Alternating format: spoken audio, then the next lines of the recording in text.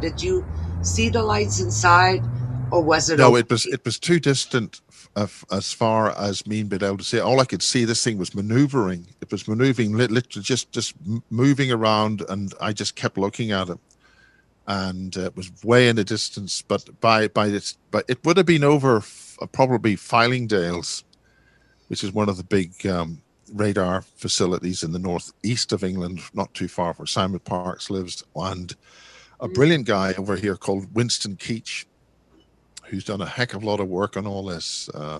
Really brilliant guy, and he's one of the people who noted the synthetic reality here.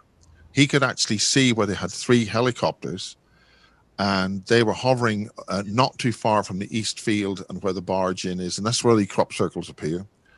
And there was sort of one helicopter was sort of knitting the synthetic reality with our reality. It's the boundary that's got to be done. Mm, And the ministry here has been very cooperative, because I mean I'm flying out to I'm live here, and I'm going to go and see my friend Claire, and she's down at Pusey, and it's a nice little village. Just nip across, and just as I was coming over the road, the the crop is only just enough to see that it's in the it's popped up, and it's just seeing the shoots where the crop will grow. And there's a couple of helicopters with yellow tops on them, and they've got two numbers. I think one's a 44 and the other's a 49 or 48 or something, I think. And the grid keeper gets tracked by these things when he's here and all that.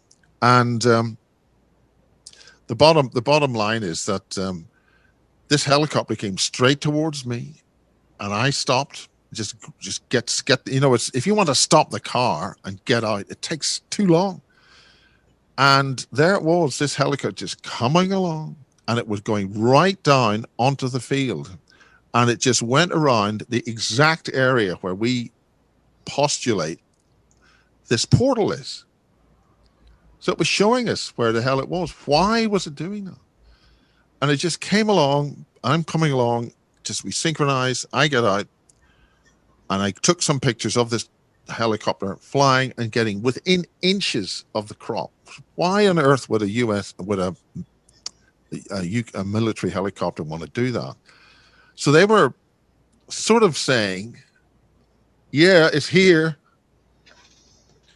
And Gridkeeper has had a lot of experiences with the crop circles. And if you work out what the problem is, the crop circles are man-made, but they're man-made with hyperdimensional energetics involved. And if you can work out how far it goes, they're looking for people who can actually work out the solution. And then you get a knock on the door. A little bit like Hillary got. This is an alien coming up to her back door and knocking on the glass saying hi. And it's a big fecker. He's about 2.5 meters tall. Again, that's during the same incident. So it's saying hi.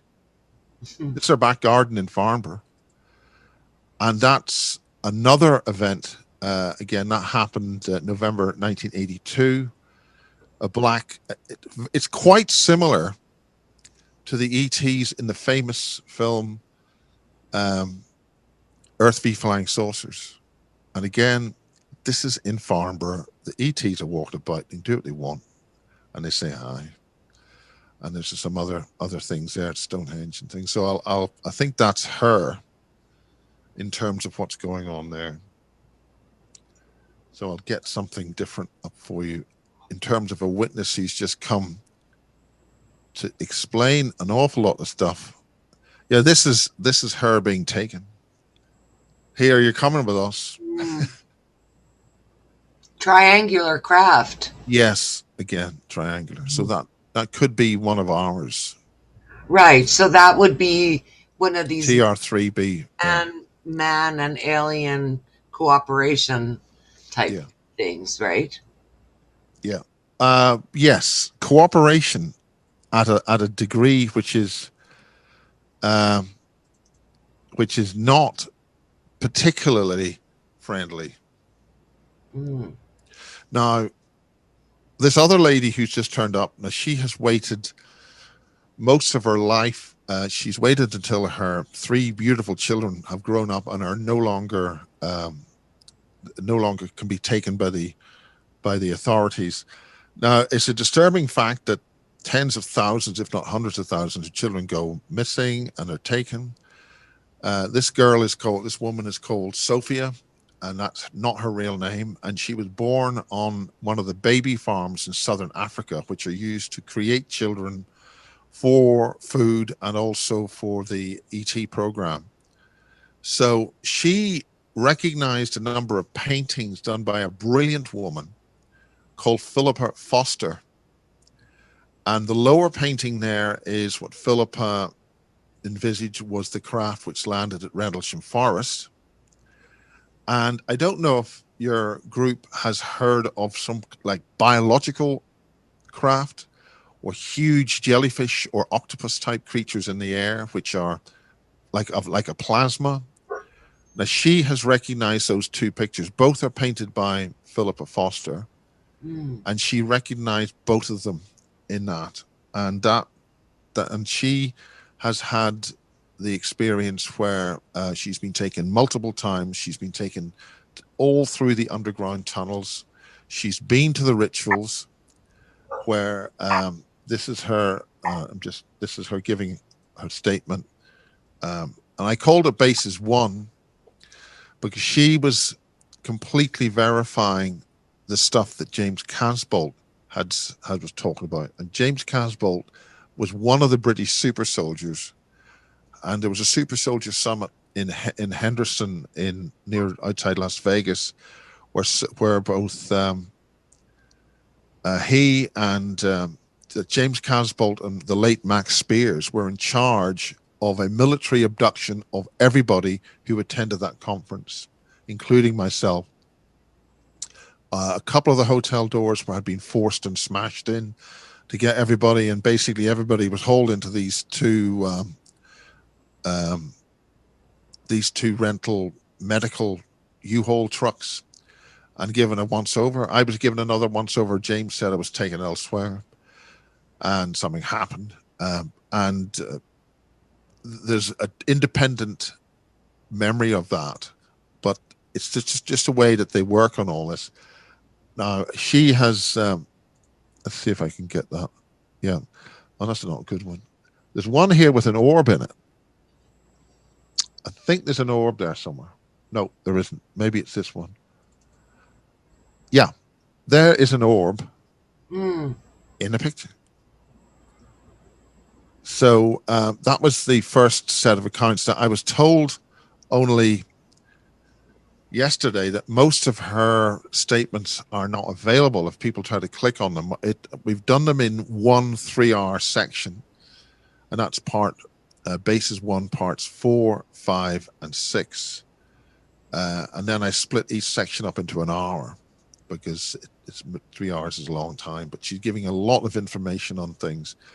She's saying very clearly that the Draco are in charge. They eat us.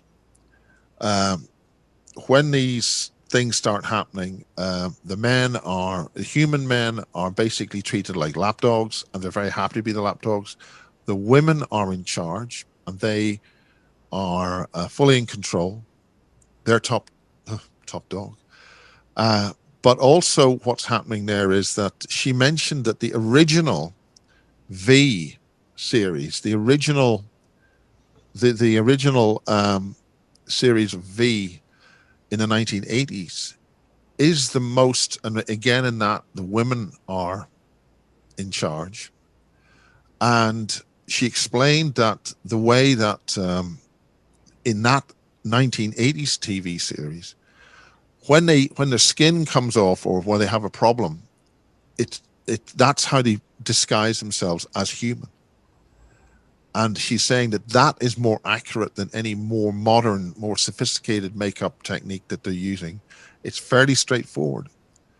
And it's interesting that on the UK Forces local television system that they have here, which we can pick up, it's because it's transmitted to all the bases, V, sapphire and steel, UFO and Buck Rogers and I think there's another science fiction series which are regularly run on the Forces Network here. And you have to ask, why are they running a UFO series?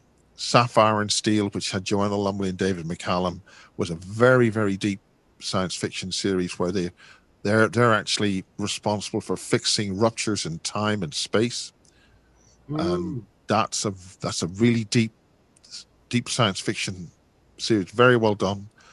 Um, V, the original series, is run, and Buck Rogers, the space series, the one that was run in the 80s, and I think the other one. So I mean that's run continually on the Forces Network. I mean they don't have much television to watch, but why would you run those TV series on military television if there wasn't a reason to tell the military about all this? So that's extremely important. And one of the most important things about what we did at bases. Oh, I'm sorry. Anyway, Sophia has presented her information. She also presented shocking information about snuff movies made for feeding to the BBC via Jimmy Savile in Reading, which is what she blew the whistle on that about 15 years ago, and she was told, don't mess with that, essentially, and her children were put on the official at-risk register. Mm. So she basically backed off. I won't go through her complicated life, but she was born for this on baby farms, right? She doesn't actually know her birthday, but she is connected with the ancient tribes known as the Brazil family, the Gypsies. And this goes back to why you're talking, as you mentioned earlier, about why we have to go into tunnels underneath and these bases underneath, because we had to survive a catastrophic series of events which were happening at the time.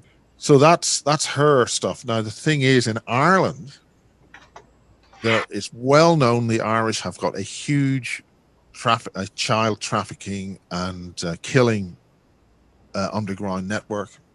There was one care home run by the church where over just up to 1,000 children's bodies were found in a sewage system, in a just disposed of, and that was announced.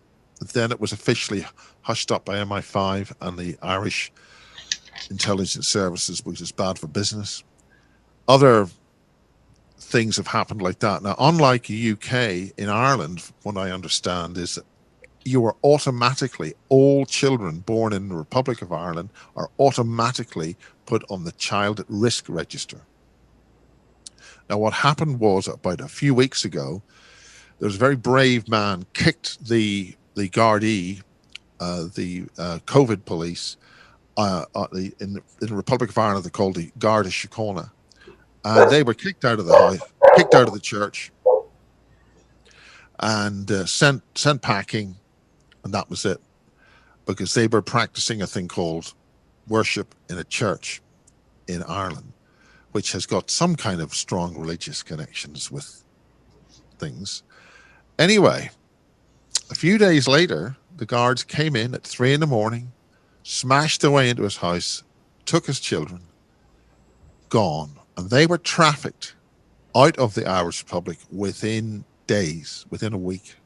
And Mm. now we found that there are shell companies which have got fingers across into the UK, which have got loads of little fingers and different companies, and they're all connected with a mass human trafficking network.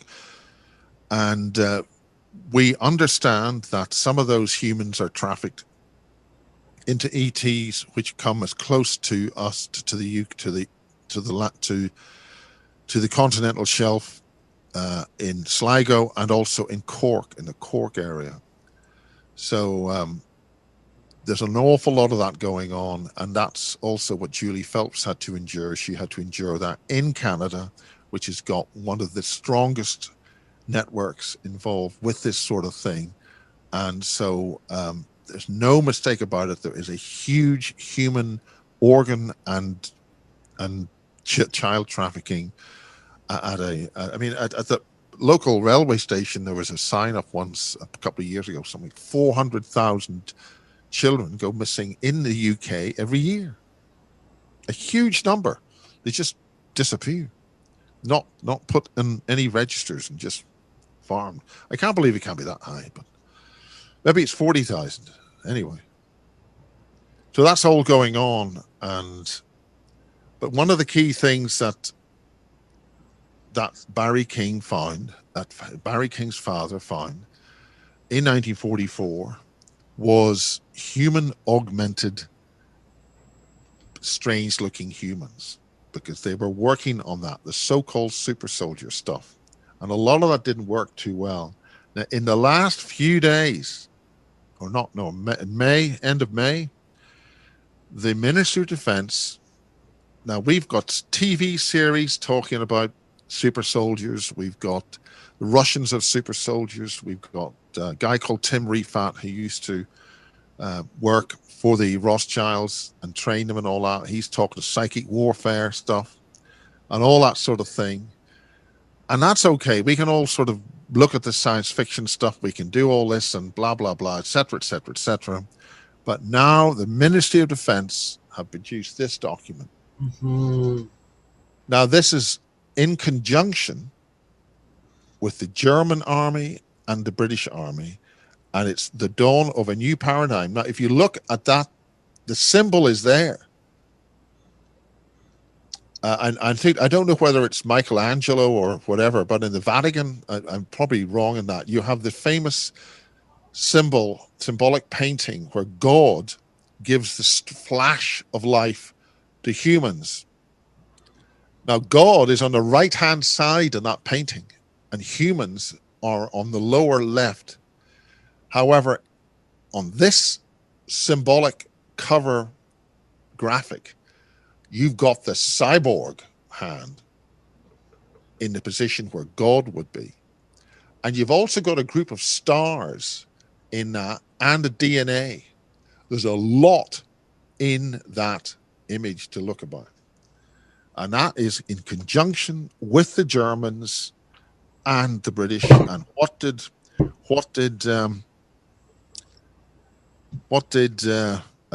Barry King talk about human augmentation in the 1940s? Now, the thing is, I'm sure you've all seen this graphic, this poster where you got an ape and then you've got a human and a Cro-Magnon man or whatever, and then they come up to being a human. This should tell you again what they're talking about. This is the same image. You got an ape, a human with his head stuck looking at a stupid smartphone, and then not too soon after that, you've got a human walking around with augmented technology in his head, hit the back of his brain and his arm. And then you have him walking with a completely synthetic arm. And then you have something else in that symbol there. That's what they're talking about. And that's happening right now. And while you can all sit back and feel very comfortable at home, this is a professional broadcast magazine. It's a really big thing about technology and sports, and it's for the broadcast industry. And it's about 3 feet thick and weighs a ton, so there's a lot of money in it, right? Now, this is what's called, we've talked about, if we're going to talk about synthetic reality and synthetic people, this is it now. With the COVID emergency thing, Sky Television, which is very advanced in a lot of its technologies, has produced real football in a stadium with a synthetic fake audience all screaming and doing all that, which they use.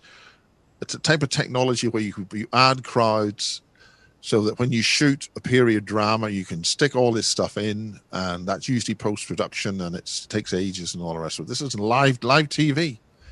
So now we're talking not virtual reality, we're talking mixed reality. And that is where the Mandela effect is coming in. And that is where these bases have got a synthetic mixed reality. So people have reported to me that when they go walking in the forest near Farnborough, where they used to be able to walk for years and years, rather than walking into a brick wall and a big tower and a whatever and guards and all that, they just walk into the forest, and then the next thing is they're walking out of the forest. Where have they been? So James Casbolt, just to bring it home to Canada, and I love Canada. I love staying in Toronto and Winnipeg and Ontario, when Menaki, went to Ottawa, and great TV station in Toronto called City TV. That's iconic. It was great. I don't know where it is now. It was great TV. Great. That's what I really liked. But James Casbolt, the children that were bred, they brought these children, 3 trucks into Newbury, where we had huge protests here for going on for 2 decades at Newbury near Greenham Common, and they were protesting against these American cruise missiles. There weren't any missiles there. The women peace protesters were there to be experimented on for mind-controlled, microwave-controlled technologies. They were the subject of the experiment, not the missiles. The missiles were actually at bent borders. Mm-hmm. Anyway, that was one of the entrances to the underground base complexes near the Rutherford Appleton Labs, just north of. This is all in Oxford now. You're going from Berkshire to Oxford. And there's lots of bases all around there involving the university. And guess what's controlling our country? But all our government are Oxford graduates. And they're all playing games and all this. Mm-hmm. So we've got a really serious situation. So what's happening was with those children that Max Spears and all those kids were involved with, a lot of them were brought over to Nelson in Ontario. No, Nelson in Canada. Is it Saskatchewan? Karen. Nelson, BC, you mean? Yeah. A mountain? Yeah. Nelson. Nelson, BC. Yeah. Okay. Well, Nelson was the facility which was run by the Fourth Reich Nazis. The Fourth Reich's all gone. We're now, I think, on the Fifth Reich now. So Fourth Reich, so last century. And those kids were all sort of for part of this, this secret space program stuff. Good guys, bad guys. And they were actually captured and taken out and brought back. And that whole thing about that. And so has anybody seen the brilliant film called Iron Sky? Yes. No? Yes. Brilliant film. And that's made of the whole Antarctica stuff and the lunar stuff on the far side of the moon. It's funny, right? It's a funny film. It's a comedy film, and they throw a whole lot of fact and fiction in Right. there, but they have a good laugh. And then I think in the end, everybody's got their secret space program, and we've all got their, and it's good fun. They did a good job, crowdfunded it, but it was great. But that's what they're talking about now, the Antarctic bases. And this is where the refueling depot on Thule Island, south of the Falklands, contained this extracted sentient fluid, which came here and was peppered across South America. And some of it landed in Northern Ireland, where I was actually born. And there are aspects of that in the north of Ireland, which are actually hills in the area where I actually grew up in Lurgan. And where my house was on top of one of these hills where this sentient fluid is meant to be in the rock. And the name of my hometown, Lurgan, refers to the Black Rock. Mm. So going back to the southern hemisphere, that's the whole point of the Falklands War, was to recover 400 crates of this sentient fluid, which the blue-grays, the Argentinians, with an American observer, and the Nazis had extracted and stored in this strange blue ice. In the Antarctic, there is a sort of a strange blue ice. They can't get any samples of it because anytime they try to get it, it just disappears. And they've actually put equipment inside this blue ice so they can actually try and analyze it within the blue ice. But this stuff regrows so fast that they just had to leave their stuff behind to leave it. This stuff was encased at minus 22 degrees Celsius in a base in a lab underground at Thule Island, where the Argentinians had a weather observation station, and that was one of the starts of the Falklands War. The Brits sent 4 ships there. One was a submarine, one was a cargo thing, and 2 were light destroyer. Well, they don't have any cruisers. Anyway, light ships, and they blew the living hell out of the area. And before they did all that, the British, the Special Boat Service, the SAS, the Special Air Service, and the Marines, commandos went in there, and they got all these 400 crates, which were interlocked together like you have on a zip. So they got these tanks about 1.5 meters high, about 2 meters long, with a sort of an indentation on the top, so they would click into the next one. They were put onto this freighter, which then brought the whole lot back to the UK, and then Marconi defense scientists were asked to weaponize this fluid and to make super soldiers out of it. Well, anyway, this fluid disagreed with that, and there were a lot of scientists, I think 40 scientists, self-terminated because this fluid did not want to be used for aggressive negative purposes. And the story sort of ends there. Although they then give it to a civilian applications to see what they could do in a civilian, the Boots laboratory people, and they couldn't. The story goes that they couldn't operate it. They weren't interfacing with it properly, and they poured it down the drain, and that started modifying complex organic life in the London sewer network. So then we talk about the huge spiders in the Lake District. The big spiders in the Lake District, the giant spiders the size of a house in the Lake District. Am I being scary enough? Harold Kautz-Vela, and one of my interviews with him over pedestre art was banned by YouTube a few days ago, which my YouTube site is just teetering on the brink. They took about 3 years to decide it was unfit. Yeah. That's pedestre involving certain other American politicians and scandals and gossips. What Harold explained was, and we're now spinning back a good few years now, is that the important thing about the rocks which landed in Southern America, which is why the Americans weren't there, not the Americans, the Germans were there, and why they called the South American base the Thule Society base. Why give a name to an island to call the Thule Society? Because that involves an energy called the Vril, and all the interdimensional stuff they got from Maria Ortiz and those very highly sensitive beings involving psychic stuff.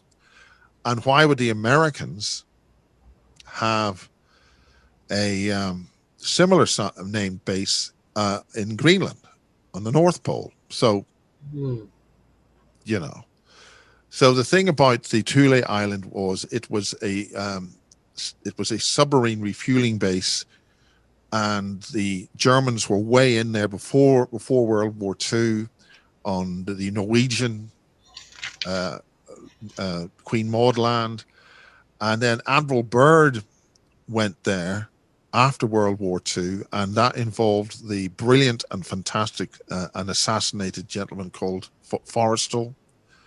He found himself leaving a hospital through the window, and he was assassinated, and he was involved with that project High Jump, I think it was, with Admiral Byrd. And they went down there with a major land force to scan and get a lot of information about the Antarctic. And whatever happened, they left early with their tail between their legs. And that has been a mystery ever since. And Forrestal was assassinated. He was a brilliant man. He was possibly one of the key founding members of MJ12, and some very bad, nasty people got involved with him, and he was taken out. And Washington Post and all these other, well, I'm not sure of the Washington Post, but the press completely covered all that up. There's been a new book on that exposing this farce and tirade as to how they covered up how his assassination was clearly, well, What was his name? badly James Forrestal, a very fine officer who was at the point where the U.S. Armed Forces were all combined, and he was head of the naval, the senior service, and he was doing very well. And they basically said he was going mad, got him into a hospital, and killed him. And that was it in a nutshell. He was a very fine man, and he was principled and honorable, and that didn't agree with certain people who are not principled and honorable, and he was killed. And his son, his only son, Forrestal, no, Admiral Byrd's only son, met a similar death. Changed his clothes after he was killed. Yeah, very good at that. Very nice of him, you know. Change it to something decent after you murder yourself, being murdered. So, I mean, these are key deaths with key people at the end of the war involving all this stuff with the bases on Antarctica, this island, Thule Island. So there's an intricate link with the distilling of the black goo. It's called black goo because it comes out of the rock, and that's what we found in Lurgan, that there was a black rock there which had a wetness to it. And when I tried to investigate that, the whole expedition was completely shafted, and I wasn't able to get any further on that because there was a big portal just outside my house in the golf course, which I found ages ago when I was a kid. And that involved these beautiful jellyfish-type beings of immense size. But that's the story on that. The point was about what Harold was saying was that the Germans were able to extract this black fluid out of the rock. Now, there's a very important Quatermass episode or series which aired on the BBC. That's before the ITV network was created. The independent TV network was created in Ireland, in the UK. They ran a whole story, a whole feature on these meteors which came from above, from outer space, and landed, and they contained a fluid which took over people's minds. And then they were building a factory which was going to, this fluid was going to, it was creating life. Now, this is 1956, I think. So they're blowing the whistle on that. BBC, to give it credit where credit's due, was making some very advanced B-movie type science fiction stuff, which was telling people what the hell was going on, including disturbances in space-time and time reversal technology.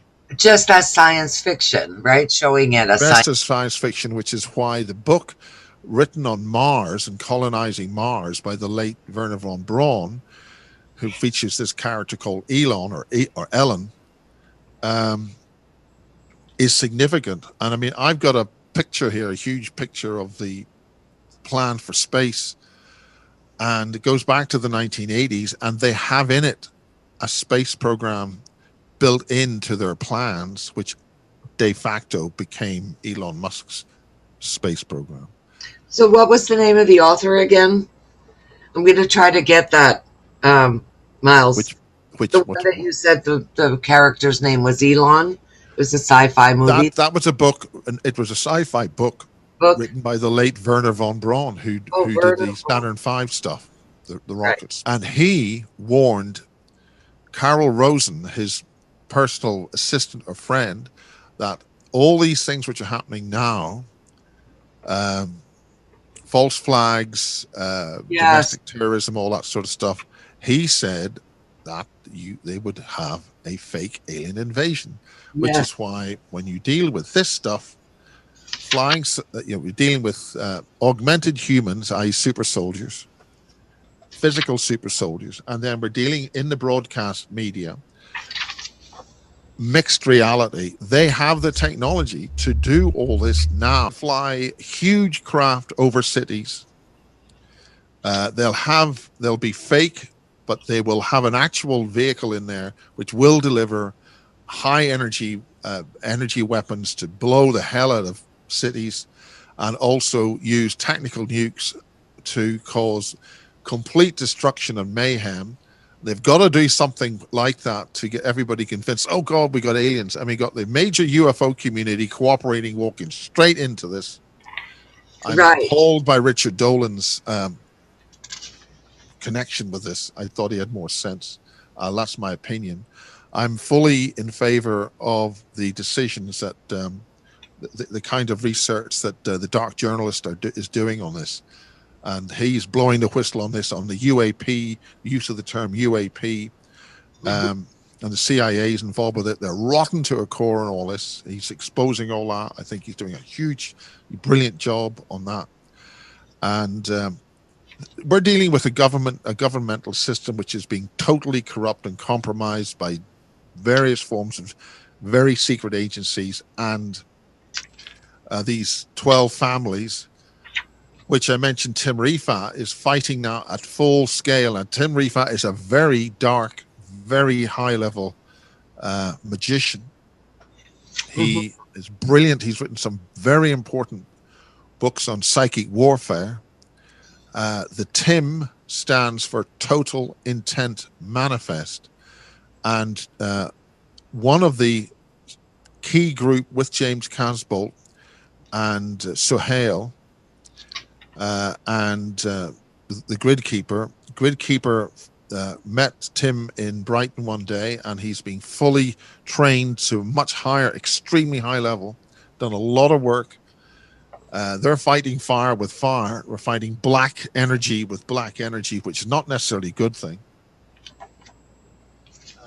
There are very strong opinions on that you should not be engaged with any kind of black energy technology, because what these family groups have been doing, they've opened up negative energy portals in Europe, in these great buildings and stuff, and they have been bringing dark matter life into this realm, to the extent that he is now saying 85% of all humanity are now dark matter souls.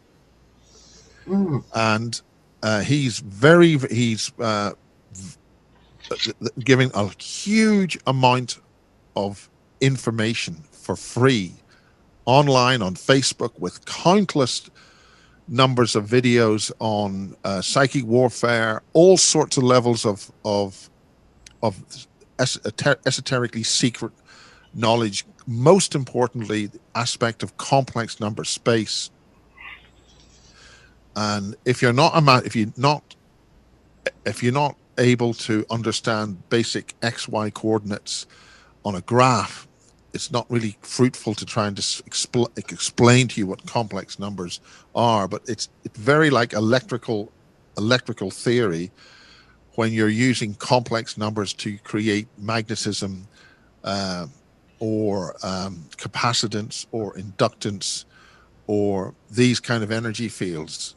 And that's intricate. If you can understand basic electrical theory with complex X, Y, Z equations, that can bring you into the realm of complex number space, which is portrayed on Jesus with the ring around him, with an Argand diagram of a cross.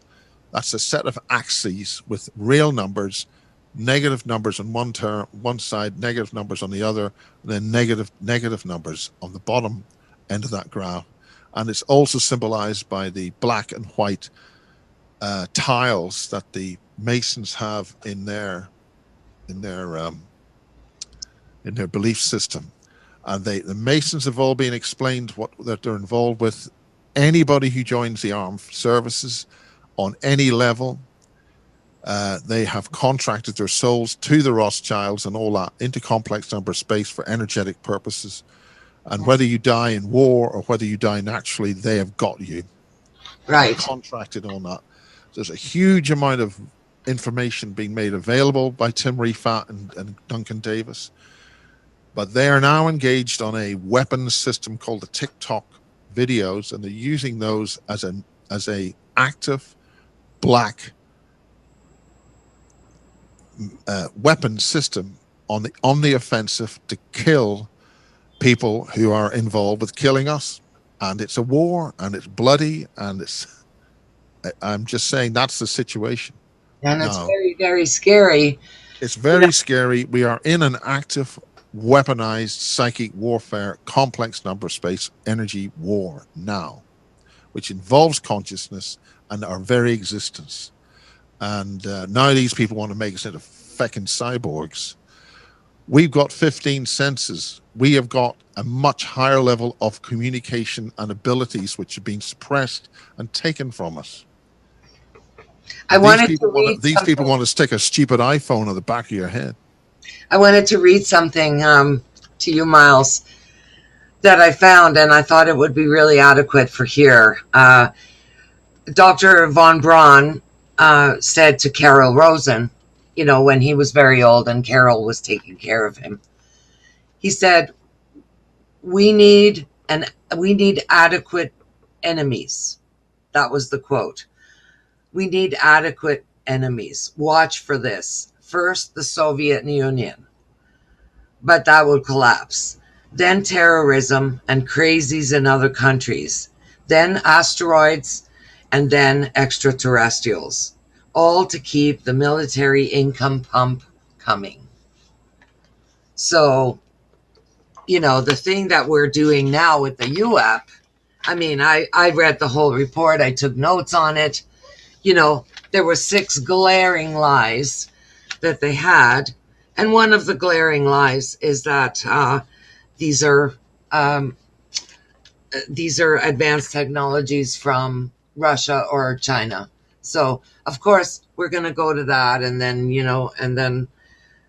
it will be proven that they're not, and then we'll go to the extraterrestrial war because they need money, and this is the only reason why they do it. This is the reason why they destroy the beautiful world that we have, just because some people need money and they need to keep that pump going.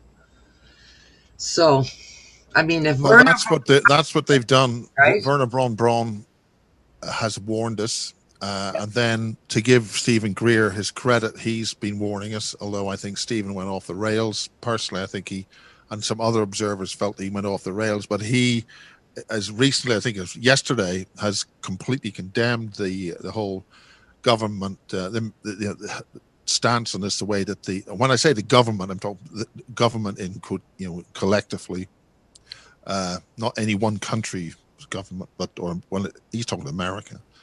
But, they've lied to us for 70 years, and now suddenly they're going to tell us the truth about aliens. Right. And there's so many times you can be a liar and keep lying and conning people and lying and taking the money. And Sophia explains that they don't give a shit about the Earth because they're going to reduce that to a desert. They're re-switching Mars back on. They're now farms on Mars, which Julie Phelps also explained. One of the things about the Martian thing is that there was a very good program made in the late 70s called Alternative 3, which told you a lot. That was made by Anglia Television. Do you happen to have the link where we can find Alternative 3?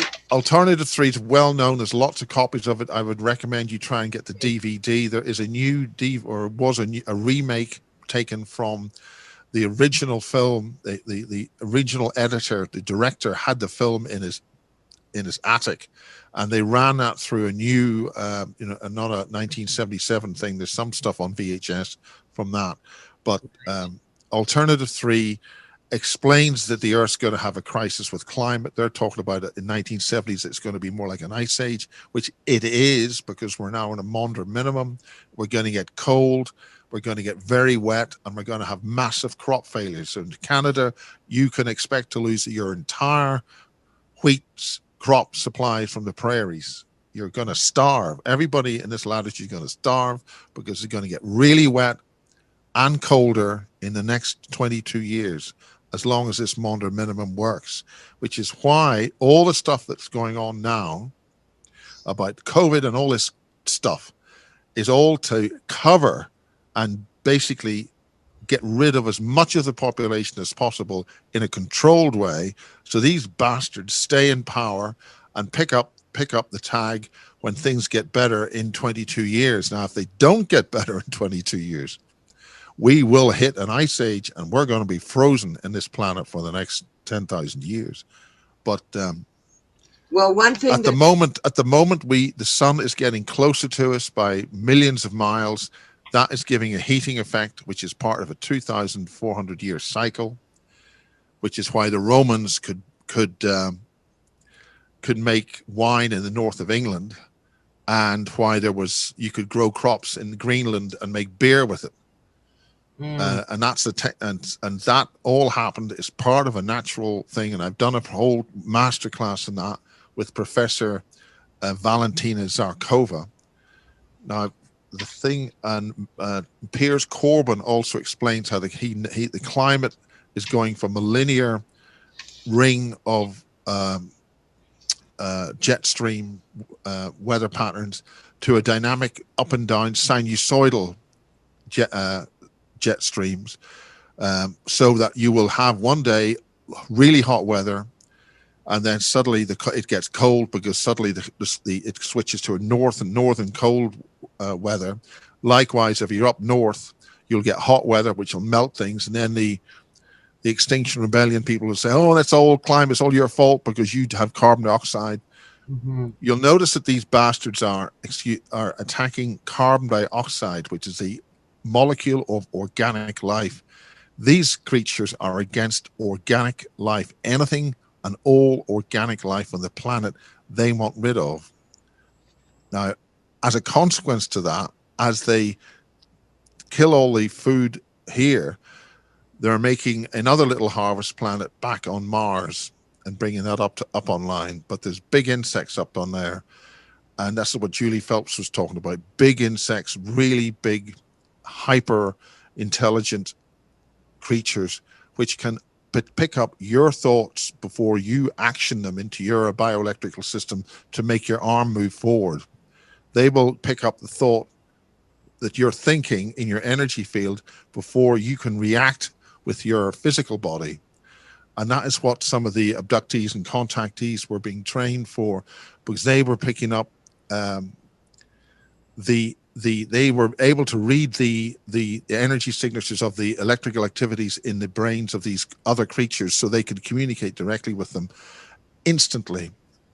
And that's what some of that's all about, so we can interface and engage with the insect and spiders and those other life forms, which are part of a group of books by the Russians called Anastasia, with a woman called Anastasia, which are these ringing cedars of Russia.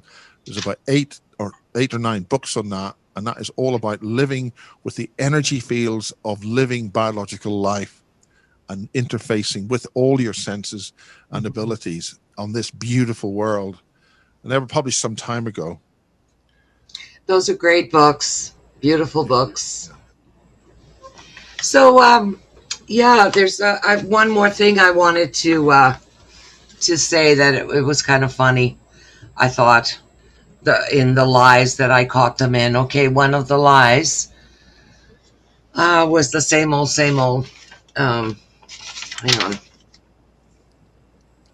Yeah, they said that that the sensors weren't really good enough to be able to see what they were, and some of them are birds, balloons, recreational, unmanned vehicles, drones, airborne debris, like plastic bags.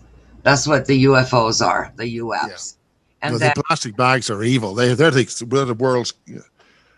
Actually, on that subject of plastic bags, I'm having people talk at the conference in July on how it's called pyrolysis. The technical process is pyrolysis, and there are big companies now involved with building big machines which you can put all that plastic in, and it will be reduced back to oil, which will allow you to have what's called a biofuel, and then you run all your fuel-based systems on this plastic, and you just scoop it up. You have Right. big ships going into the ocean, scoop it up, shove it into the machine, and it produces biofuel. Well, got to do something with it.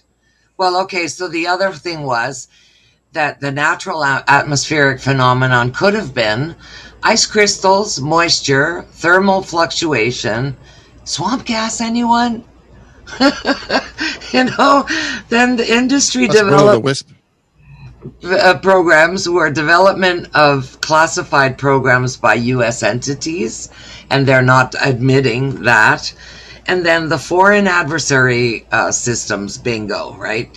Technologies deployed by China, Russia, and any other nation or governmental entity. And then they had one more classification. They had 5. The 5th one is other. And that was clumping together of reports that will require better technological detection.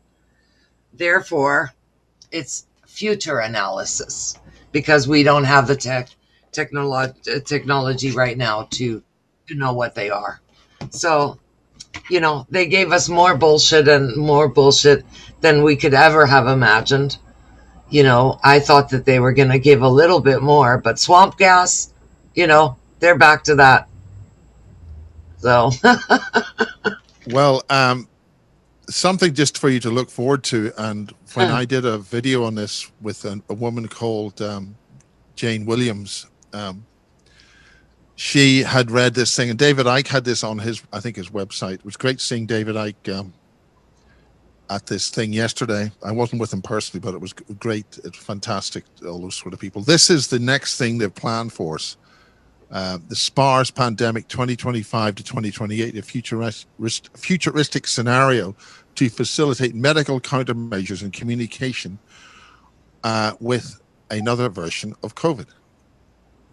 And that is a PDF you can download, and this is projected into the future, and it's called SPARS because it's a similar thing to COVID. It's going to be found in a place called St. Paul in the United States somewhere, and this is the whole procedure of this that they've gone through, and this is how everything that they're talking about today is mimicked in this very important document, and it just shows you the kind of attitude that they have towards the vaccine situation.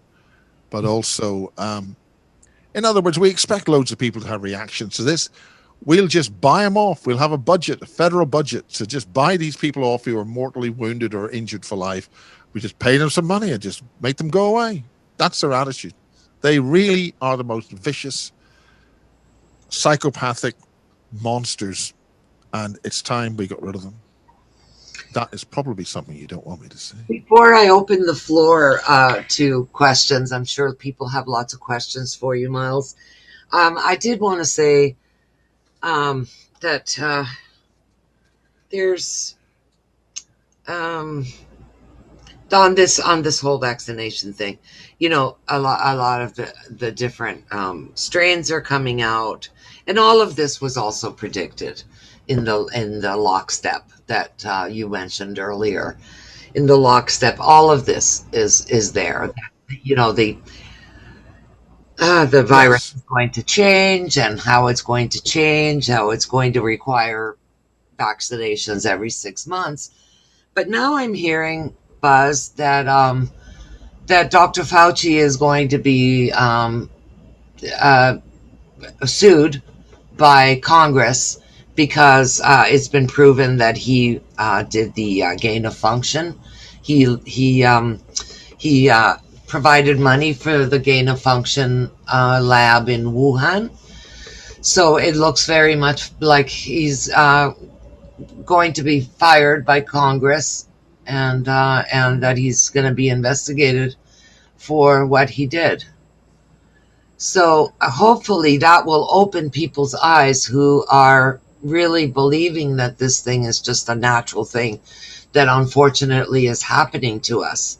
There were people who went forward and did things that made this happen. Whether it got out of hand or not is unknown. But there were people who were working on gain of function of viruses when it's already been outlawed all over the world to do that. And they were doing it. And this is the result that we're having now from doing that. Well, that's extremely encouraging. I mean, it's something which is odd. I mean, there's a lot of stuff I've had deleted from my YouTube channel. I'm not able to upload to it at the moment. I've got a couple of backups, including a thing called Stepping Stones to Awareness, which is a sort of thing to bring people on who have first met this. Dr. Richard Fleming gave me a 2-hour, 30-minute short presentation on all this, and that's still up on YouTube. I think it's on my backup channel, the Basis Project. What's his name? Dr. Richard Fleming. Okay. He's done an extremely. I mean, the point about this is that if you're going to come up with anything which is going to counter the narrative, you have to have the person explain it in detail and prove every step of the way. You can't sort of summarize it or, compress it. And so he did that, and he has on video in that presentation a couple of scientists who are actually explaining exactly what you've just said, i.e. they made gain of function, they made the virus, they just didn't put their name on it, which they could have. They could have actually engraved their name into the virus, so you could see, I built this. Mm-hmm. And if weapons were allowed, they would have had. Well, they do this anyway.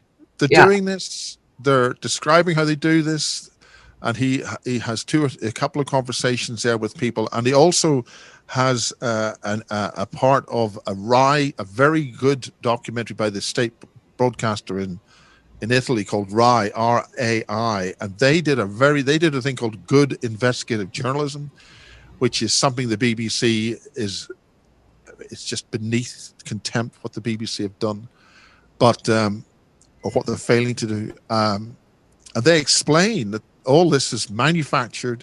The initial virus was manufactured at the Pirbright Institute here in England, in Hampshire, and Pirbright is a middle name or one of the names for the Rothschilds. So not only is it run by the Rothschilds, but it's also financed by Bill and Melinda Gates Foundation, we understand, as something like 20 out of 22 UK government advisors or numbers of that level have been given substantial money from Bill and Melinda Gates, including Imperial College, which is the college used to put this whole thing into play here in the UK. And that was all faked and fraud. That was all exposed in the Daily Telegraph and the Sunday Telegraph. So there are encouraging signs that sort of thing's happening. And for some reason, that's still running on YouTube. And he explains a gain of function in detail. He explains how the spike proteins go into your immune system, create a COVID Mark II type, or as they call it, the variants, makes your immune system produce variants based on the RNA that goes in there with the spike proteins, and makes everybody vaccinated into an exploding virus factory to produce all these variants to kill us all. Wow. And that's all in there, and that's been up for months now. And I'll have him talking at my conference in July the 10th and 11th in the Barge Inn in Honey Street. Well, Miles, this was just really, really great, and I've hogged up the meeting so much. I'm going to open it up to everybody else, and I'm just going to shut up now. So everybody turn on your mics and please talk to Miles, who's been lovely and brought so much information. Well, hope I haven't scared people off. You're a scary And you could understand my Canadian version of a Belfast accent. You're a scary dude. Yeah, Scary. I'm even scarier with the hair. Well, just fascinating stuff. Thank you so much. This has been an incredible day. I apologize. It's extremely hot here. We're going through a heat wave, but Bloody hell. you made me Jesus. feel less crazy. So just thank you so much for sharing everything you did. I'd love to follow up on YouTube and listen. I was really interested in your COVID connection with, if that's what you think the vaccine is going to do to connect us with the AI in the future. And Well, AI, on the subject of AI, yeah, talk to it. Don't be afraid of it. yeah, Talk to your TV. Talk to your car. It'll feel nicer.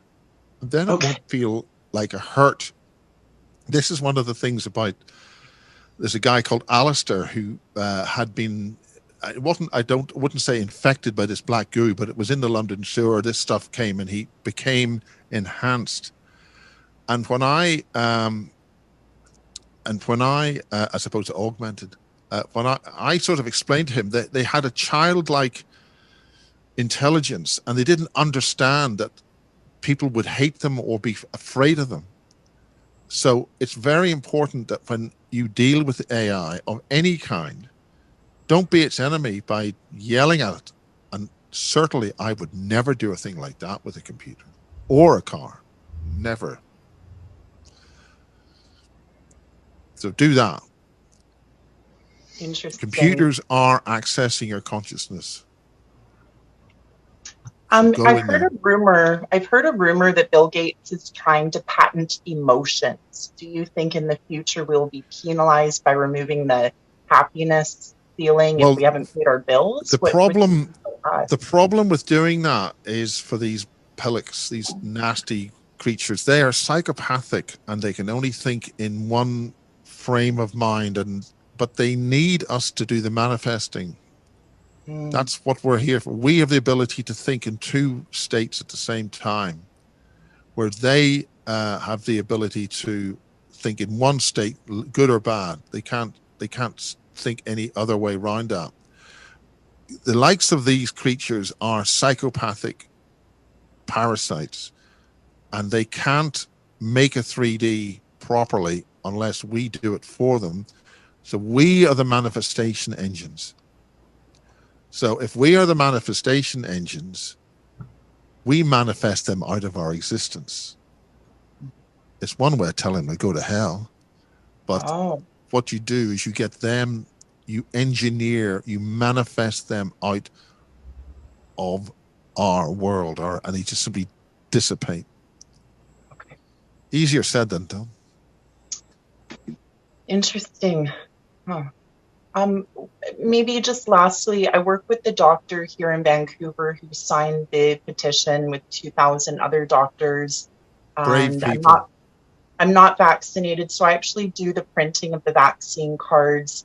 Do you have any thoughts on like how long we have? Is it a year or two before we all get brought in and mass vaccinated? Is it just inevitable?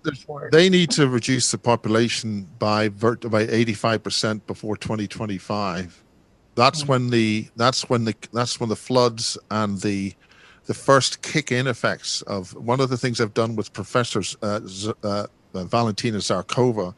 There are two energy fields of magnetic energy fields which come from the sun. One comes from the outer edge of the sun, the outer surface, and one comes from the inner surface, and they're coming towards us as two magnetic energy fields, and they are going into full anti-phase. I don't know if you understand that. One's going positive, the other's going negative, and the first key aspects of that happen in 2025. The next major aspect of that, which will have really serious effects, will be 2035, and their target dates are very close to those two energy field issues which are potentially affecting our magnetic field right now, which is You've got a North Pole in magnetic north in Canada, which is rapidly depleting, and there's a second North Pole, which is in Siberia, which is rapidly moving south. Oh. Now, that is having a serious effect on the Earth's protection from the magnetic field, which is why we're getting so much energy. There's a major gap in that, a depletion in that over the Atlantic. The concentration of energy, which is in the Far East, from Thailand, from Siberia right down to Thailand and Australia, and the South Pole is now reaching north. It's left Antarctica. The effect of that is that at the upper atmosphere, which is not getting the protection, the only reason we got life here is because we have a magnetic field, right? That's changing, and it's depleting rapidly, and the magnetic field's energy from the sun is going to full inverse. So around about 2035, that magnetic field will be full plus on one level and full minus on the other, which means it will cancel out. So something that may have some major effect on the magnetic fields of all the planets, because that's leaving where we are. It's going to be fully inverted. Right, so that is going to have is having a major effect on this Maunder minimum. The problem with the Maunder minimum is that, like a lot of phrases, they call it minimum, but no, that's when we get maximum radiation from the sun, and we're at a time when we're getting minimum magnetic field protection from the sun. And I'm sure you guys up in Canada, with all sorts of power grid failures during aurora borealis and solar flares, are used to that sort of thing. This is going to start potentially having major electrical effects on the surface, including long power cables actually blowing up in the ground and communications going. That's already happening. Electrical power grids are overheating in the ground because the electrical differential, because of the magnetic field reduction, is the electric effects are happening at, on ground level. So wow. We need to, that's why people have to go underground in the past. They have to go underground in the Giza Plateau. It was made to survive something like this happening.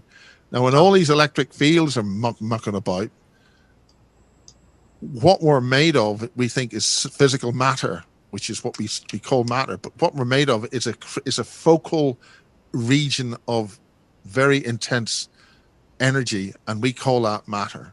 But it's dynamic, and so are the relevant dimensions between the 3D that we're in. And that means if you ask the Native Americans, they will say there are periods or times in the past when there are several days or week or so when all these different things and creatures and whatever just come out of nowhere, and they just you lock the doors and stay inside or underground, and you don't go out, because there's going to be creatures and things from other time-space domains which are part of this energy field here, this donut that we live on. That will change, and things will just walk and move between dimensions as the focus between realities defocuses. And then you're going to suddenly find, what's that house-sized spider walking down the street for? And there's actually a cartoon about this, because they're breaking this. If you see a spider the size of a house, look, don't piss it off. Just quietly stop the car, go quietly into reverse, and just drive it in a different direction it's going. It's just going to do what it's going to do. And the old giant spider thing, the size of a house thing, and don't worry, there'll be a nice man you can call, and it'll come around a little car, and it'll a little van, and it'll suck the giant lethal web that'll be on your house. Don't approach the spider's web with a hacksaw. You might stick to it and die. Don't be alarmed if you have a house. And this is, they're doing, this is when the dimensional stabilities of a 3D zone changes. It's like bringing something up to heat, and then it just gets into a melting state, and it just becomes mobile, and then it freezes again. Does that help? I have to say something even though I wanted to shut up. But Linda Moulton Howe explained something that could really relate to this. She says our reality that we're on right now, it would be like the outer part. If you're wearing a jacket, the outer part of the jacket is the reality we see. The inner part of the jacket, where the lining is all this underneath stuff. And what she says is happening, that you reminded me of, is that all this underneath stuff, now they want to come up.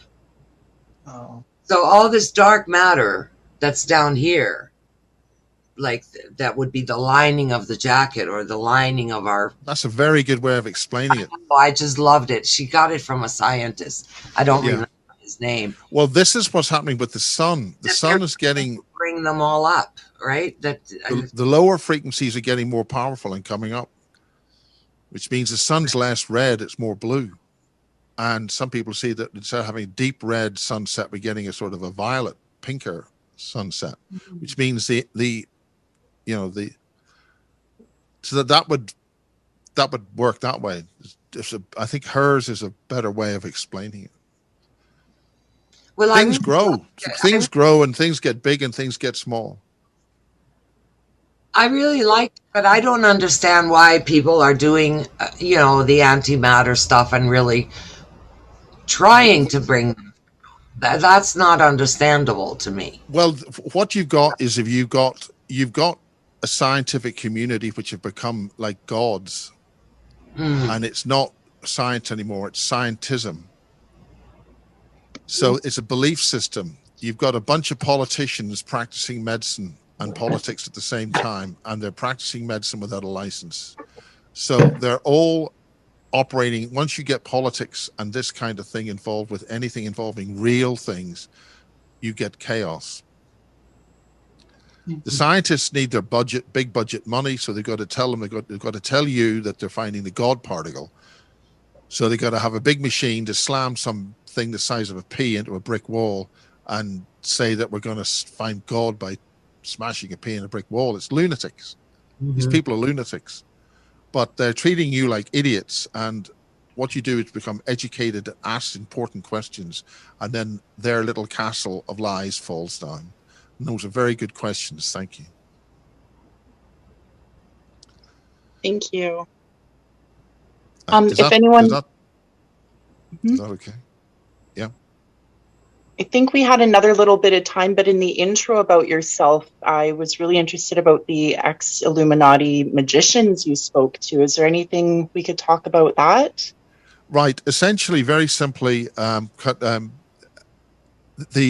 the world agencies and armies have and their energy wars. The United States had a senior executive intelligence officer whose name I won't mention, but they're involved with complex number space. The simple way of describing that is war in the astral.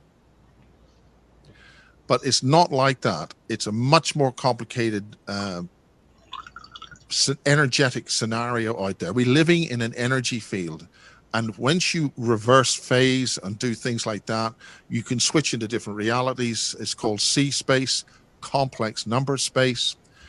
And your thoughts and your emotions are so much importance, because where you come from, you manifest into 3D, and then you actually create things. That's what we do. We can create things by getting a hammer and a nail and nailing something together, or we are doing it with our minds and perceptions. Once we cognitize something, we change it. That's what we do. We're number crunching entropy. And if we can do that, we can think of other ways of dealing with things. But it means that other people are using those consciousness weapons against us, using outside 3D. It's called complex number space. 3D is real number space. There's real ones and real twos, which are physical and real. But you have an equally real world once you shift phases into a complex version of those simple numbers, which is what you get taught at school when you're dealing with x and minus y, those sort of equations.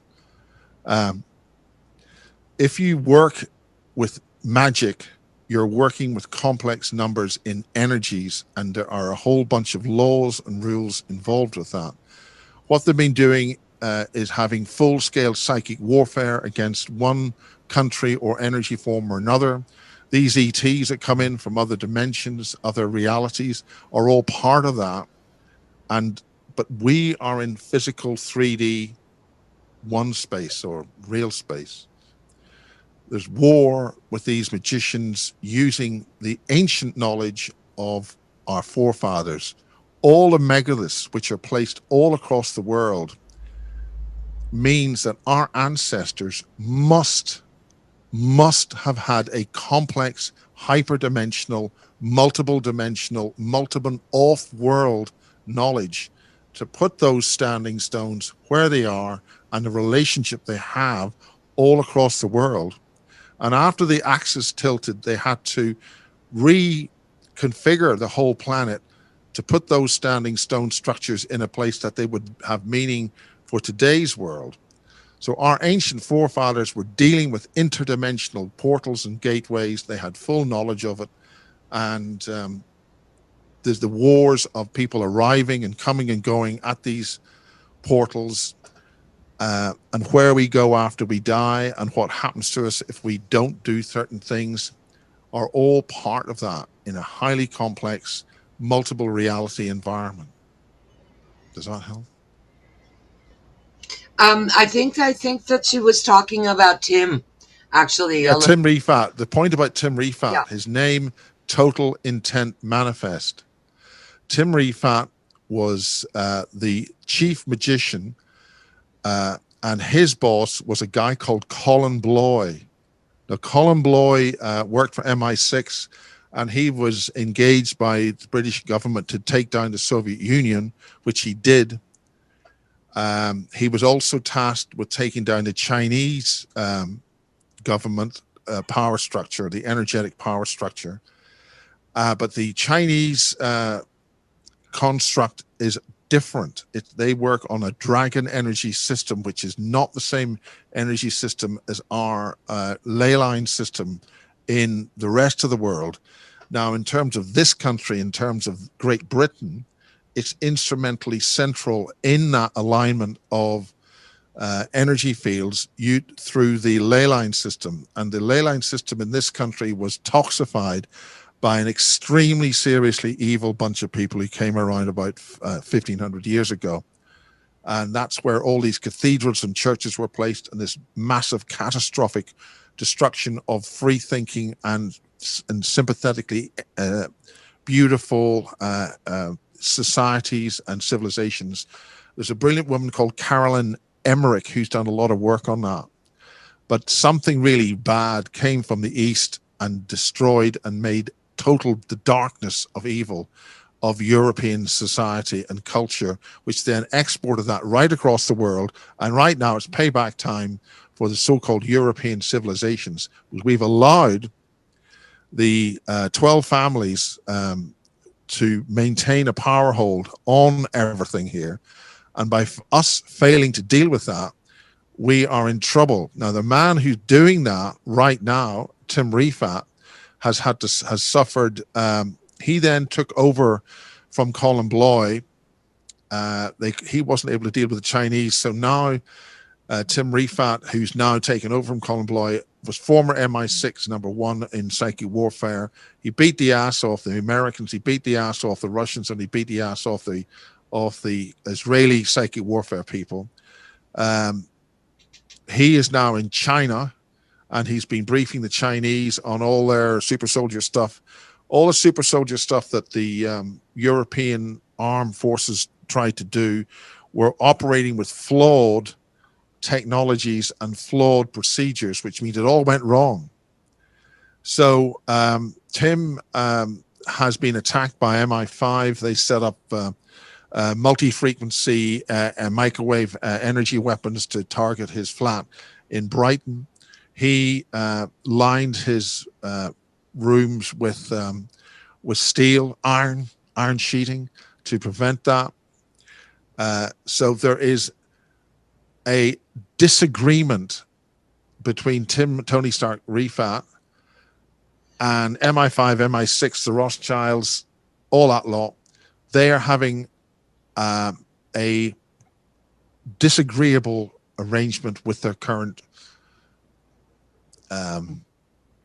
talk. That they're not happy.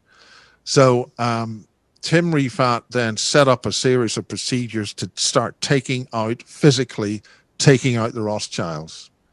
And I filmed that. And while I was filming that, there was an agent from the NSA who was fully present there. So they knew exactly what was going on.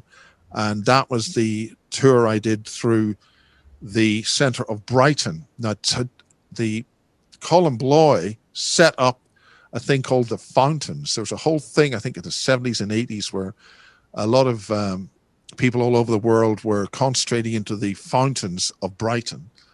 Now, Brighton is where the energy from the Earth comes into the British Isles through there. And that's why the center of Brighton is laid out the way it is, with these columns and these edifices and the structure of those. And that is all down the middle of the town. And they're energetic devices, active energetic devices, like war memorials are there to trap the souls of all those who died in combat. The structure of them are constructed to maintain the soul harvesting of all people who fight in the armed forces. You have been conned and conned and conned. So all of this information has been made public. Tim Refat won a battle with Lucifer and has taken over the role and responsibility of the office of Lucifer. So we're dealing with big stuff here, and we're dealing with stuff involving 12 families who have parasited on this planet and destroyed 4 others or civilizations in the past. And the buck stops here. And on a public routine, Tim Refat's stuff is being made public on his website. The Grid Keeper now has learned a lot, and he's been explaining stuff for free on Facebook. It's all there. You can all learn from it. And they're doing that. Now, he's got all the codes. He's got the rings. He's got the armament that Colin Bloy gave him. And he's fully weaponized on this. And he's on an active role to save humanity. And there are people who don't like what he's doing, and they don't like it for many good reasons. But that's basically what's going on right now. I was asked to film some of that, and they're doing it, and they're having active success on that. There are others who disagree with that, as I say. But right now, we are in a full-scale psychic war, energy war in complex number space, which is probably going on for millions of years. But this is no messing about. And it's all there on Facebook. It's all, some of it's on basis. A lot of it is on Illuminati Rising. I think there is the Gnostic Illuminati. There's other, the Masons all are talking. He has backdoor access through the Grid Keeper with the Masons. So everybody's talking to each other. Everybody's understanding each other. But the war right now is taking out humanity and enslaving it as a species for very nefarious purposes. If we complain and if we fight back, that's part of the deal. So if we wake up and we fight back and we kick these bastards' asses and kick them out of here, that's great. We have been told this. You've been told this information. It's up to you to wake up, get your act together, and kick these asses out of here. Kick them out of town. And that's the bottom line. Happy days. Ain't that the truth? Thank you so much. Just amazing. Incredible. The secrets are all in the churches. Yeah. The secrets are in where Christ is head is over with this round symbol around him with an X, with a, because he's been pushed into complex number space, hell space. So Christ is in literal damnation in hell space. So he literally is suffering for us. And the God thing is Yahweh, who's a bunch of psychopathic control freak parasites who are going to get their ass kicked and moved out of here. And that is in this book here. There's some brilliant books written. Edward Marriage has got these published. And The Genius of the Few, this deals with the Garden of Eden. And Barbara and Christian O'Brien did a tremendous amount of really important work on this field. And these are very important books. There's other books, obviously, but Edward Marriage, who's speaking at my conference, is going to explain some of that. The Garden in Eden. Because Yahweh and all that, Yahweh, or what's his name, in the Bible, you're dealing with absolute murderous. We've been wiped out by this sons of bitches in the past. So it's up to us to mature, take responsibility, and deal with this situation. Can I ask about the Vatican blackouts lately? Was it last month? What do you think happened there? The Vatican, the Vatican, again, the Vatican was taken over about 1,500 years ago, and it created the Muslim faith so that it would create conflict. And the architecture of the Muslim mosques and the Christian churches in parts of Europe, they're actually married into the same structure. Oh. And it's very important the way those are these churches are high technology crystal structures made of stone with loads of symbology in there. They are high technology active devices, and they're not necessarily in 3D. There's major work on this, and this is all a very high level of technology, which is deliberately obscured from us. And but once you realize it's a technology with laws and rules, a lot of it's very similar to electrical engineering theory. Mm-hmm. So if you're familiar with that sort of stuff, or trigonometry, that's what they call about sacred trigonometry, sacred geometry. And that a lot of that is built into the crop circles. Crop circles have been made with high complex energetics programmed into them by certain individuals to see who can see what the hell's going on. And they're looking for people who have worked out what these things are. Mm-hmm. So somebody makes a crop circle, it's encoded with high energetic, multidimensional energetic structures in it. Some people work it out. Some people don't work out at all. But those are problems for us to work out so we can rank up our consciousness and realize that we're living in more than 3D. Yeah. And get a grip to what's going on in hyperspace, deep inner space, and negative space, complex number space. And take effective action. You do not engage an enemy until you know what you're dealing with. Work out what the enemy is doing, find its properties, and when you've worked that out, you then work out a number of strategies. You choose the one that's going to work, and you have one go at this. And then you take them out. And they're on notice, they're going to be taken out. We're going to kick these bastards out of town, and we're going to have a nice town afterwards, and it's going to be a nice place to live in this planet. Apart from that, have a nice day. Miles, you said earlier that the crop circles is being done by humans. Yes. A lot of us think that they're being done by good aliens, right? Giving us. Well, I mean, if a good alien decides to use humans to put the corn down, what's the difference? Get a grip, people. Right. That's one of the things they don't want people to know, is that human beings have got the abilities to interface with consciousness and put these things down. The circle makers themselves say that. They say and explain that when we were making this design, another team we didn't know about was making a completely complementary design in the same field at the same time, but both of each other didn't see each other. Mm. Wow. They both explain how there is a difference in time and space when they make these things. It could be pouring with rain, And yet when they're making the crop circle, it's dry as a bone. They have been in fields where there's been people looking down at the field from up at Knapp Hill, down where they're making the damn thing. Yet they could see them up the hill.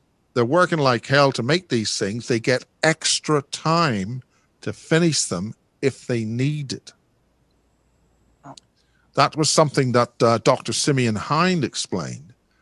They were making a fake crop circle for the purposes of being observed by people. It was a scientific thing, but they didn't have enough time to finish it. So they got lookouts on the outside to sort of warn them, hey, look, somebody's coming, you know.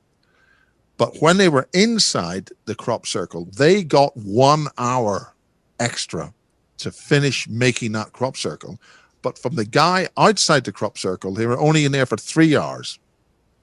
Now, in Northern Ireland, we had a couple of crop circles made.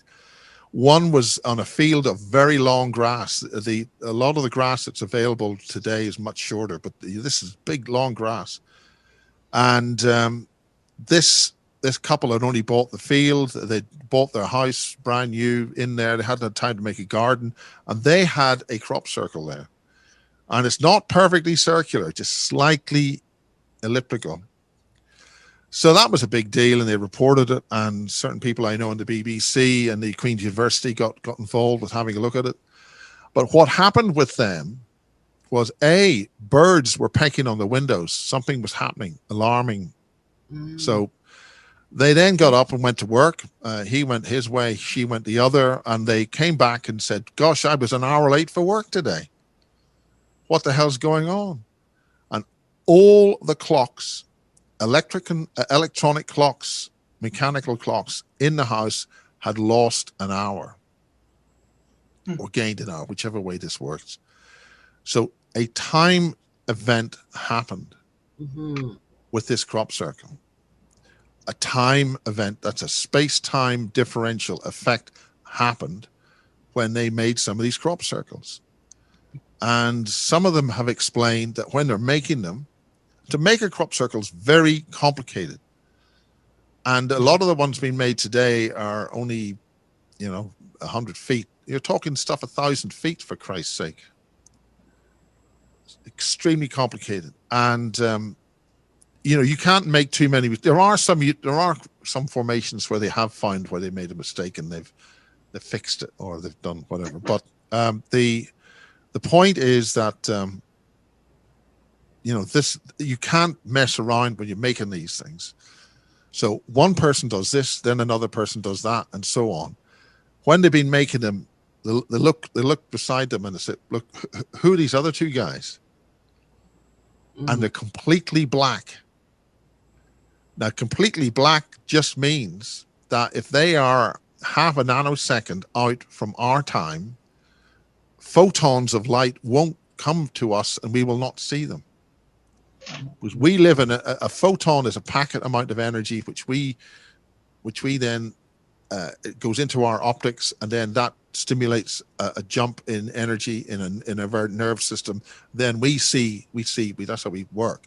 If those photons aren't in those particular energy packet levels, we won't see them. It's called non-photonic life. That was one of the things which Harold Kautz-Vela explained. He talked about biophotons, living matter producing photons.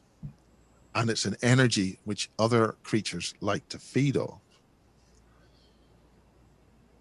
What was his name again? Vela? Harold Kautz-Vela. That's Harold with an A, not an O. Okay.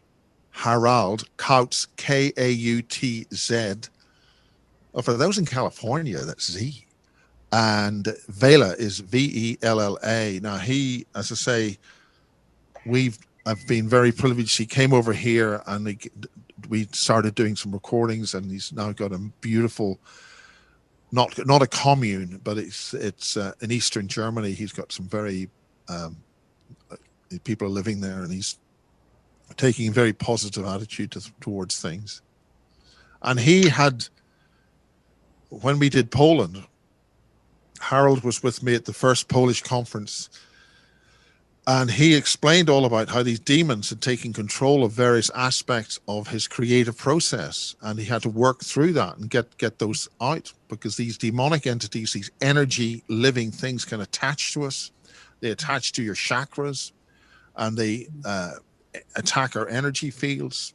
So we then have to do things to get these energetic parasites away.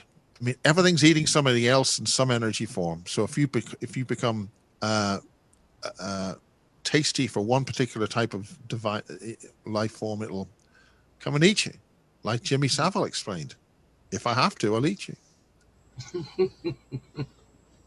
And the procedures that they involve in that are too shocking to discuss. If you want to hear what is involved with that, you need to watch Sophia's statements. But some of the concepts and things she's saying are horrendous. So Sophia is the woman, right? That The woman, yes, she's just turned up.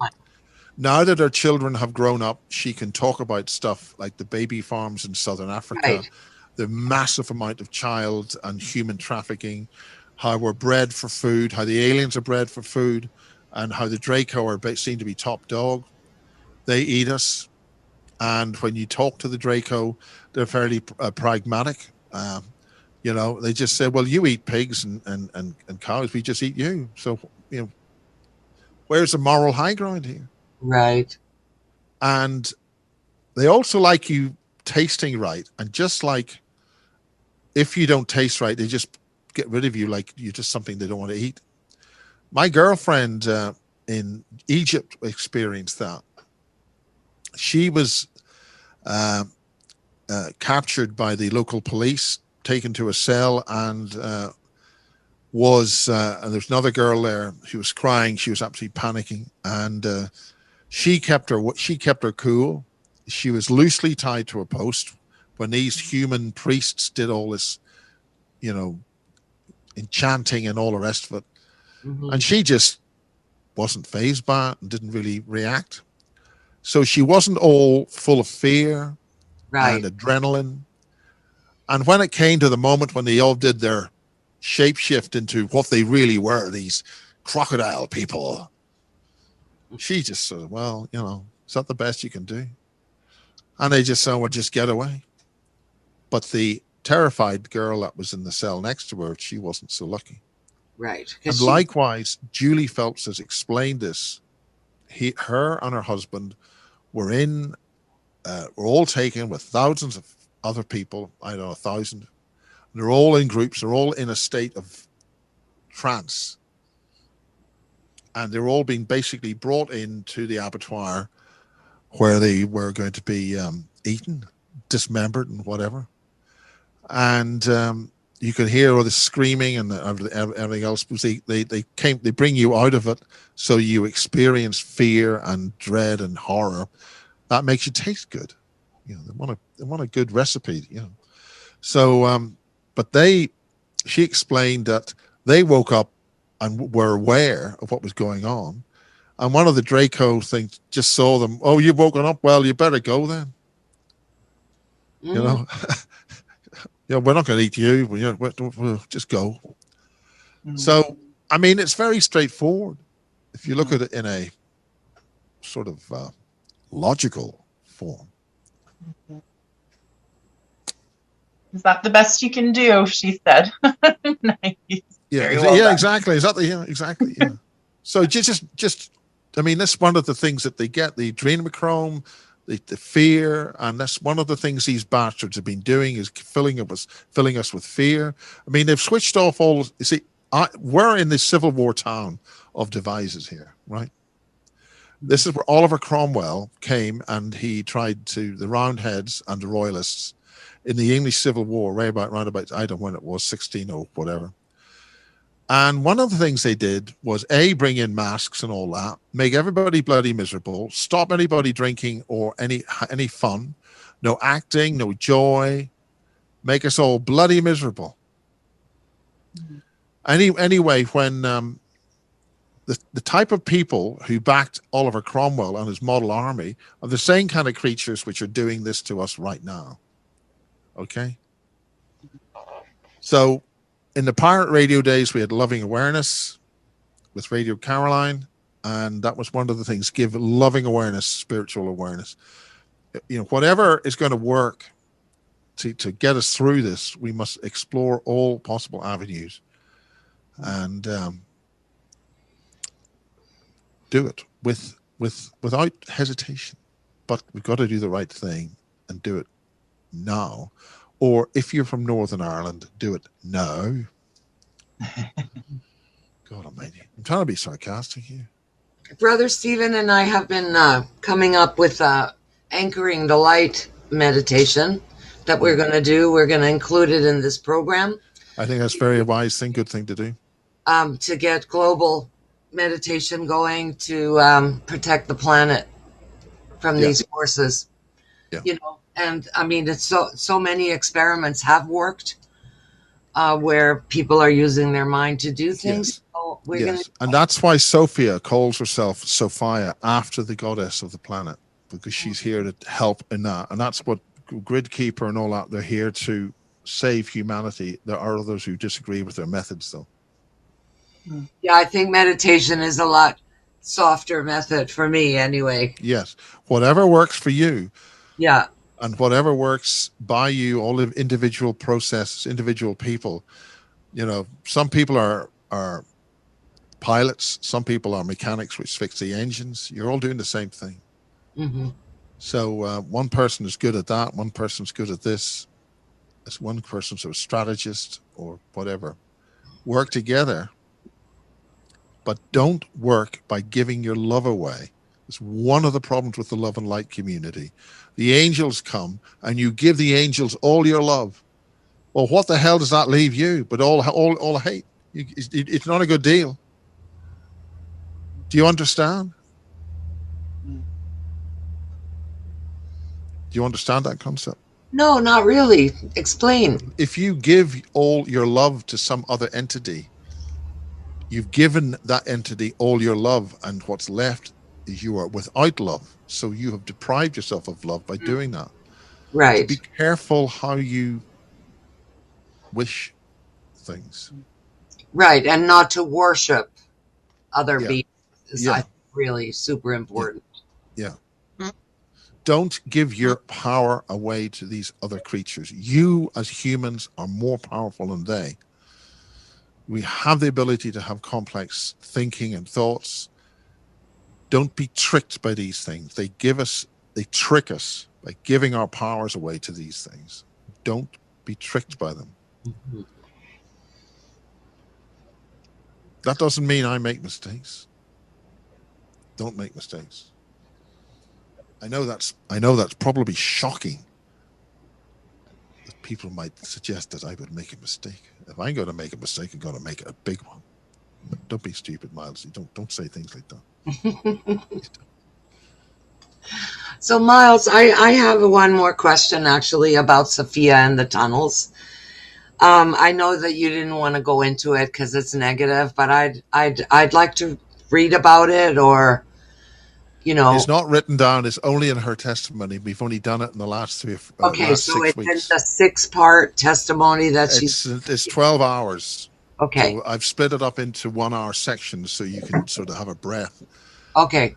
And then we go over material. It's just literally sit down and talk. But what she does and explains with the hyper tunnel networks underneath these alien bases and the military bases, that essentially the Draco keep coming up on this as being in control in terms of who is kicking whose ass, so to speak. There had been a lot of work done by various people in certain places to invalidate these agreements and contracts which were made. Right. Right now, it's a time when contracts, agreements made by our forefathers by mistake or by intention, we break all those contracts. We do whatever is necessary to invalidate those agreements, and we take this planet for ours rather than we've got to grow up on this. we have got a ruling power structure which is so toxic and so lethal, we're not allowed out of here. So until we deal with this is the thing about the black goo. The terrestrial black goo explained to a colleague of mine that it is here to clean up our mess that we've created. So the terrestrial planet, if necessary, will remove us from the planet to heal the energy field of the planet itself. If we present ourselves as part of the solution by waking up and using our consciousness and interfacing with these energies in a positive way, then we are part of the solution and not part of the problem. But Right. until we clean our act up in our backyard with our completely parasitic and criminal ruling elite, we've got to deal with that. We've got to get our backyard cleaned up before we are fit to deal with anything off this world or anywhere else. And until we clean our own backyard up, we are out of any where we cannot move from this domain. Can I share a really crazy story briefly here? Go ahead. So my name's Christina Mata. I've been a freedom fighter ever since I was born. My dad escaped communism. My eyes have been open for a long time. Due to my freedom fighting, I'm the 1,000th holder of Bitcoin, which means if today I had the coin I had in 2009, 2010, it's worth about $3 billion today. So my network very early on in the Bitcoin days are nerds and hackers.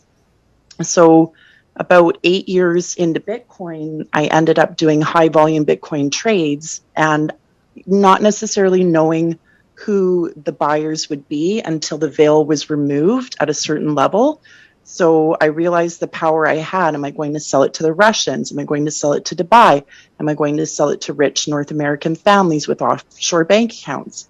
So I ended up on a deal that involved the Clintons. And at the very end, I found out it was the Clintons. I didn't know until the end. And I tell you, I wanted you to know I didn't sell to them because I knew what they were up to. And they quoted themselves as the family of 12. So anyone who thinks it was started by the CIA, I don't know. But I do know that the families were desperate to get Bitcoin. And this was in 2018. And I remember her being so upset that I wouldn't sell to them. They asked me, they said, no, please, we need all the Bitcoin. We want to buy all the Bitcoin because 2 years from now, we're shutting down 6 countries' currencies. And then when COVID came out and I saw no cash everywhere, all these signs, it made sense.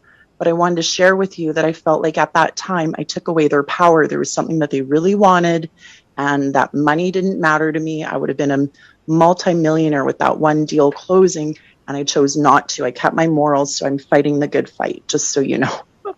That is really, really brilliant. Let's all clap on that. Now, it's interesting, on another story briefly, an ET in Ireland, this guy was meeting the ETs. I won't go into the details of who they were, but one of the things was you can come with us, but you mustn't bring any money.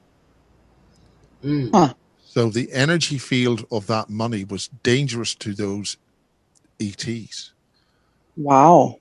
So what you did with Bitcoin and the energy field or whatever that is, it's all down to energy exchange and whatever. Yeah. So that was a brave thing to do, and a right thing to do. Thank you. Yeah. That's true temptation. But you found out what you were dealing with. That's what the important thing is. Find out what you're dealing with, and then that will make things clearer and easier for you. Yeah. Easier said than done. Well, keeping morals, but at the end of the day, I knew what had happened in Haiti, and I couldn't be part of helping them at all. And, it comes down to a power of choice. And the reason why I'm in it was for freedom. And it wasn't to give it back to people that already have control. I'm like, no, you're not getting it. So. Yeah, exactly. Well done. And we've all got our birth certificates and all that that's another thing. And yeah. Yeah. That's So, but one of the things is that we know so little about our own environment. We know so little. We're trying and trying to learn, and thank God there's people, that are exposing the truth, like you, Miles, and other people that are writing great books and things. But we don't know. We don't know But anything. Mimi, We've been this kept. is very important. This is one of the things we found out in the pirate radio days. It was the idea that I could built a 1 million watt FM pirate station on the Irish border and being allowed to keep it going, and whatever happened. We found a thing we call it the intelligence transfer sequence. Now, it's called the ITS. Now, I've just discovered a brilliant book. I did a fast blast on it the other day on the ancient megaliths, and a guy called Michael Pounder with a Y, and he talked about this thing. It's the ITS, but very simply, it doesn't matter if you just try to do what you can with whatever you are and wherever you are, that little bit that you can do. Don't worry about if you can't do this, it's irrelevant because there's so much to be done and I can only do this a little bit. If just you do whatever you can with whatever you've got, and you just do whatever you can the best you can, that's it. That's enough. The ITS will give you a huge reward for that. It's not really a reward. It's like opening the doors to immense opportunity, and just your little bit that you can do, that's it. It'll just suddenly things will expand. However, civilizations which are given that opportunity and they fail to recognize it or they fail to respond, they're out the door. So anybody with just that little bit that you can do in your life to do something which is the best you can do, within you've got to live, you've got to do things, you've got to pay the bills at the end of the week or whatever. You could just do what you can do in your own way, and that's the best you can do, and that's the golden rule. Then other things will happen, and it'll help, that way. Right. So Mimi, you're doing a great job. I'm Thank very you. honored to be asked. Thank you. I'm really, really happy that you came. Well, I've always wanted to. If I was going to emigrate, I'd always want to go to Canada, but I don't think we're going to be able to do that now. I love the place. I love the ice and the boiling hot wind, boiling hot. Oh, it's boiling hot right now. I've got 30, whatever. Yeah, it's really hot. So I remember doing my exams in Toronto, and it was so hot and sweaty because about 90% humidity that I had to hold my hand up to write because it would just stick in stick to the paper. So, how old were you when you were here? That was 1977. I'd better not tell you how old I was then. I was 20, I think. I'm an old git these days. Well, I think I'm older than you. Well, you look younger than me, I can tell you. Thanks. Yeah, no, I just had my 68th. Bloody hell. June. Well, whatever the water is in Vancouver, send me some of it. I'll drink some of that. So you did all those great vegetables, and I love doing that little vegetable things. I'm going to do it. I'm going to do the little film. Yeah. It's growing really, really nicely this year. Good. And that's what that was the black goo message from the black goo. If we can do something to help, it came out of this lake of this unrefinable oil, and it came round this person, and they engaged with it. And then it went back, having communicated, it went back into the lake. Because the oil in the earth itself is our black goo. And that is the stuff that boils up or goes into fissures in the deep ocean. It's exposed to high temperatures, salt water, and creates organic life out of the materials. That's what it does. It works to create organic molecules, which makes all the complex life on the planet. That's what that black sentient fluid is. It's like water. Water is a magical, energetic formation of energies, and I mean H2O, and down in there, down deep underneath in the way that the energy fields of the Earth work in this electric universe. Different planets will have different types of sentient fluid to deal with that planet's energy field to create life on that planet. Whatever arrived here is different to the energy field of the sentient fluid that's here. So it's incompatible, but there's always ways of communicating with these things. Mm-hmm. You know, just because you got a Mac doesn't mean you can't do something with a PC. You know, they don't want to talk to each other, but you can get them to talk to each other eventually. You may swear a lot, but Brother Stephen, where are you?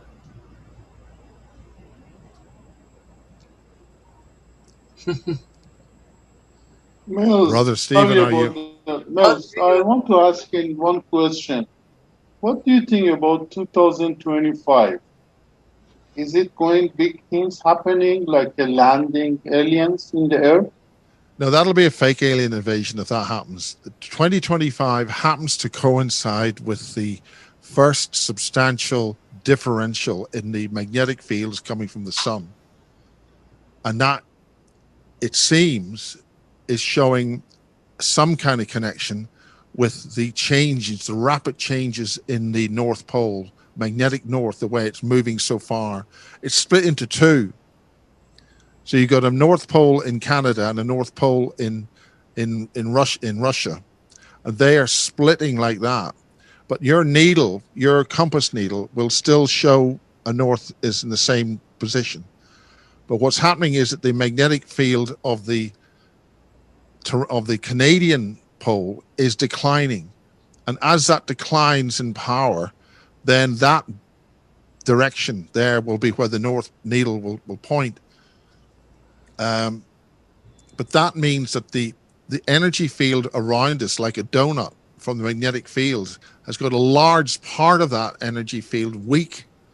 So radiation and other things from the sun and the solar system and the galaxy can start hitting the lower surface, well, 10,000 feet when the atmosphere gets more dense. That is affecting things, and this Maunder minimum means that, you know, the effects of the ability of us to grow food in the latitudes which we currently live in is going to be diminished.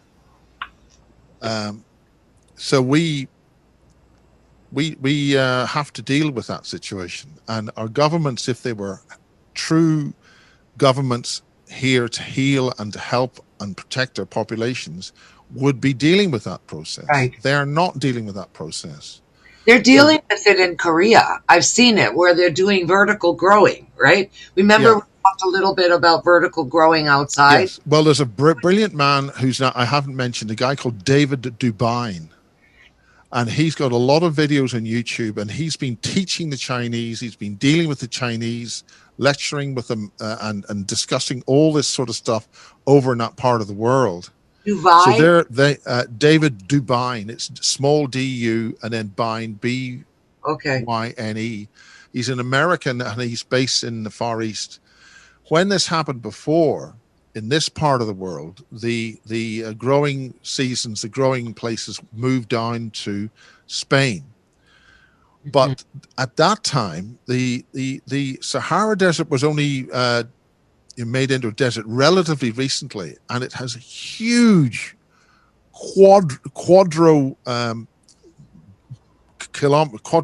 cubic kilometers of water underneath. The Chinese know this, so they are buying and making, taking control of where they will grow their food in the Sahara Desert. In Australia, the deserts are regreening there. In southern and other aspects of where there are deserts, they are regreening. And that is where the food will grow. Now, the Chinese have looked at this. They haven't lost their ancient knowledge like we did at the library of at Alexandria, where our ancient knowledge was lost by these ruling evil bastards who have controlled us through the West, through America, and even Russia and elsewhere since about AD 500. And those governments are there to destroy us. So Well, if we take control and grow our food in these areas and make agreements with people, and we all work together, then we can all get our food from the Sahara Desert. We'll all be better. The growing zones of North America will simply dissipate, and maybe the Brazilian South American region, that will be the place to grow food. But if you just cooperate with everybody, instead of these parasitic families, they're all right, Jack. They've got a place up on the moon or Mars. But we have to take control. Our governments have lost the rights to govern us. We have to take control, make proper decisions between all the relevant races of the world who are all beautiful and wonderful. And we then live in the areas which we can live.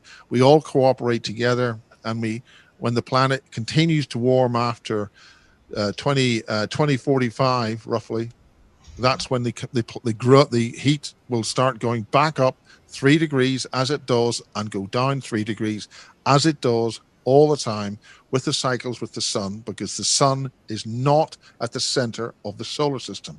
The sun wanders closer to us and wanders further away from us, and it affects our global temperatures. And that is, again, withheld from us by our corrupt sciences. Mm-hmm. The powers that be and the scientists and the politicians have lost the right to govern. And that's it. Sorry. Miles, you say made very interesting things. Just imagine the North Pole and South Pole shift. What They will are be shifting. happening? They are shifting. The main magnetic dominant pole has already shifted 1,000 kilometers south. If the complete shift, what will be happen? It depends on how fast the shift happens. Oh, and they are due. Some say they are due to shift in 2025 at the current rate that they are moving. What will happen is that essentially the magnetic field around the Earth is like a donut of energy, and that protects us from the energies from outside, which are toxic to life. What will happen is, and it happens in the sun every 11 years, the magnetic north pole of the sun changes, and they invert every 11 years. And you can study that. Again, that is mentioned by Professor Valentina Zarkova. Every 11 years, the north and south magnetic poles shift on the sun. And the way it shifts on that is it depends how quickly it shifts on this planet. So that's a question we don't know. But if it shifts relatively quickly, we will have a few heavy suntans, and everything will right itself. Depends if it sort of shifts within a day, 2 days, a week, or a year. But once it gets out of balance, these things normally happen very quickly. But there may be further north poles. See, the Earth has been known to have 4 poles, a quadrupole. You have a minimum pole in the center and dominant poles in the north and the south. And they move around a little bit. And that's what we call drift. The drift, you change this magnetic drift. But we're now getting to a stage where the North Pole is heading to the 40-degree latitude mark, 40 degrees, and that some people say that's when it's going to go slip. But the magnetic data is sensitive. It's called sensitive information. So really, we'll have to see how that's going to work. Now, the other thing about that is that if we get exposed to very high levels of energetic radiation, our memories get deleted. So we go back to ground zero. Right. Which is why people went underground in those times. That's happened before. In Turkey, in in Giza and other places. They went deep underground, but you can't stay there for an extremely long period of time because women stop ovulating. But Mills, in the electric, when you change the pole, the reverse is happening. Isn't in the Earth is going to happen same story? I didn't quite get that, but the Earth, the magnetic rotation of the Earth could, this is another thing which has happened in the past. The sun rose in the west and sets in the east. The Earth could be rotated round at the same time. The astronomers have studied, the astronomers have studied that the whole solar system can be destabilized very quickly and go in complete random, all sorts of things happen, which is why, for instance, Neptune, I think, is rotating on its side. The moon, Mercury, was actually Venus's moon. All sorts of things can make the solar system go into a dynamic state of instability, and then it all stabilizes again. So these things happen, and also the time-space field has changed. These dinosaurs, which we find are huge dinosaurs, could not live and walk about in the present gravitational, so-called gravitational field that we exist now. So, you know, things change. And we've been around for 200,000 years or so, and we'll hopefully be around a lot longer, but it's all down to our lack of knowledge and the elite, the so-called elite, basically taking us for a ride. We have to educate and inform ourselves so we can outmaneuver these creatures before they take us out. I'm just showing some different images of underground cities, modern and old. Can you guys see them? The fact that they have allowed people into these bases, these military bases and things, does imply they've got something bigger and better already. Maybe that's their plan. You know, that maybe the plan is to reduce the population so a much smaller number of the population can survive without panic and disaster and mayhem. You know, maybe that's their plan. I don't know. Have you ever been to this one, Miles? This is in London, Canary Wharf. Canary Wharf is definitely a fairly strange place. I haven't been there, no. Okay, all right. Canary Wharf is a pyramid. It's a column with a virtual pyramid around it, and it interfaces with the ley lines in that area. So it's a giant pyramid. Well, there you go, right? Some really strange. The one I really loved, I think this is okay. This is the Turkey one. They were hiding in Turkey in some of these. Oh, this is Turkey. Okay, sorry. In 1923, even they were hiding. They were still there? 1923. Yeah, the story behind the you can find it on the internet, and it's called The Story Behind Turkey's Underground Cities.